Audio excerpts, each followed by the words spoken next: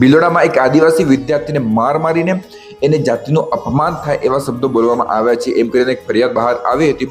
આઝાદીના 75 વર્ષ થઈ ગયા, જાતિનું અપમાન થાય એના માટે એટ્રોસિટી એક્ટ લાગે છે। સંવિધાનમાં પણ જાતિના લીધે ઘણા બધા રૂલ્સ રેગ્યુલેશન હોય છે જેના જાતિનું અપમાન ના થાય। અત્યાર સુધી તો એક ઇન્સાનને જાતિના કારણે સહન કરવું પડતું હતું, બરોબર। અત્યારે એવું થઈ ગયું છે કે જે આપણે ગામ હોય, શહેર હોય, ગલી મોહલ્લા હોય, એનું નામ કોઈક જાતિના નામ ઉપર કોઈકનું હોય, એવું કોઈક અપમાન થાય એવું નામ હોય તો એના લીધે પણ જનજાતિના લોકોને સહન કરવું પડતું હોય છે। એટલી ઘણી બધી એવી ફરિયાદ રાષ્ટ્રીય માનવ આયોગ જોડે આવી છે। આ તો ઠીક છે, પરંતુ અમુક ગામો, શહેરો અને અમુક જગ્યાનું એવા નામ છે જેનો આ પાછળનો શબ્દ કાઢી નાખે, આગળનો શબ્દ કાઢી નાખે અને કાનો માત્ર એવું કશું કાઢી નાખે અને બોર્ડ હોય ને ઘસીને એને મટાડી દે।